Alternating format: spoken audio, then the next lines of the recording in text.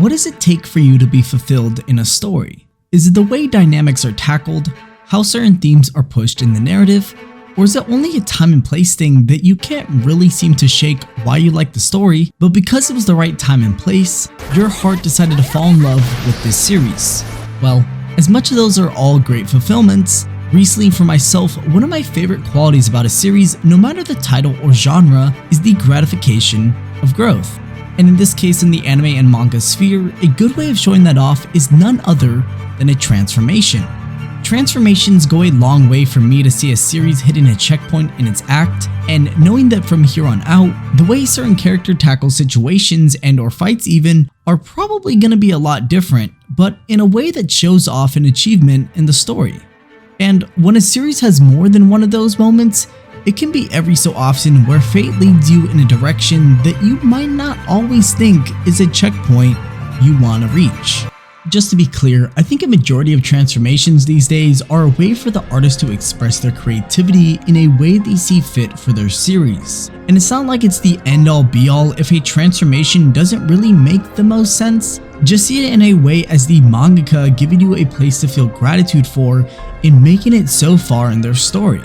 I don't know about you guys, but this is probably going to be the weirdest example I can give, but if you've ever played Dark Souls, it's like anytime you see that bonfire in the game, you're almost always appreciative of it because it's like that checkpoint in the game that you never want to miss. And that's kind of how I view transformations, oddly enough. I'm almost always excited to see what a character can come to be with their new transformation, solely because, I think it's cool just to see a new design or even an ability for that matter from one of my favorite characters. Granted, I can understand it also being a plot arm issue at times, and there's probably so many better ways to tackling a transformation just depending on the series, but it's like I said, for me personally, I'm always thrilled to see a bonfire and reach that save point in the game, i.e. seeing that new transformation and reaching a pivotal point in the story.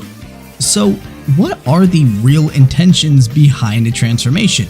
What goes into the process behind it all? Well, if I was Akira Toriyama or Eiichiro Oda, I'd probably be able to tell you exactly what goes into it, but since I'm not them, from my understanding, it's about showcasing all the hard work and dedication these characters have amalgamated throughout their series thus far. And the longer series, the more of those you're going to get along the course of action. It's just a matter if you happen to like the themes at play and if it's the right time and place for that particular moment. I think in terms of staples, when we get down to the divine details and the conversation of the face of transformations, we of course think of a few names, but I think the no-brainer would have to be the Super Saiyan as the head of it all, right? When someone asks me, what about my favorite transformation? Of course Super Saiyan has to be at least thrown into the discussion because of the impact it's made throughout the years and just how well written the form goes into play for everything that happened on Namek back in the Frieza saga. Hell, I think even if you look up anime transformations online, the result you're gonna get on top of everything is the Super Saiyan. That's why I think the discussion between what is more iconic, quote unquote iconic just to be specific, is pointless. A big argument in the community lately has centered around Gear 5 and Super Saiyan reigning to see which one is more iconic. And I think it's just, like I said, kind of pointless to say Gear 5 because if I showed a picture of them both side by side and shown it to, let's say, a non-anime fan, chances are the non-anime fan is going to be a lot more inclined to say they recognize Super Saiyan because, one, of its longevity over the years, and two, because of the inspiration it's had on other forms of pop culture throughout its time, not just anime or manga. Don't get me wrong though, outside of the conversation of something being more specifically iconic than the other, Gear 5, Golden Experience Requiem, Vasto Lord Ichigo, Gogeta / maybe even Vegito, just because it's still from the same series of Dragon Ball, and many others are a lot more favorable for me personally other than Super Saiyan, just because of all the creativity behind them all. But there's really no definitive best transformation.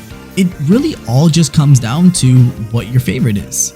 I feel like discussions are great to have and people can give you their whole monologue on why this transformation may be the greatest of all time, but at the end of the day, there's really no definitive procedure to mark a single form down as the greatest of all time. Just like how there's no definitive procedure to say this is the best anime of all time.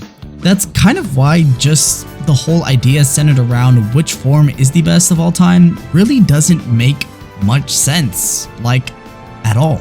But all of them do have something to look forward to at least, like for example, recently Gear 5 has been the talk of the town because of Oda's creative method of being free with the form. And if you know anything about Luffy and One Piece, his ideals and just everything in general with that series is why whenever someone tells me that this is a goofy transformation, I kind of just say, yeah, that's the whole point. GER or Golden Experience Requiem, for example, being another great one because of it being the ultimate shield transformation. It makes it interesting to theorize what other form could really take on GER on a one-on-one. Same could be said with probably any form in Bleach for that matter, since Kubo made it apparent really early on that transformations in his series are a predominant asset. It's just entertaining to discuss the wide range of abilities and strengths some characters might have in every series that has a transformation because it's just fun. And that goes for every transformation because there's always going to be something for every different type of fan. So, like I mentioned before, there's gonna be something unique and great about all the different types of transformations out there, and to put it simply, I don't necessarily think it's too important to declare one ruler above all else, because if that was the case, every single form from here on out would try to take over its predecessor by cloning themselves in a way that would take any sort of creativity and distinctive details from something that could have easily been more innovative just because it wasn't crowned at the top. To sum everything up though, transformations are one of the leading factors that get people excited when watching an anime. So let me ask you, does it really matter who we let wear the crown of transformations? Think about it.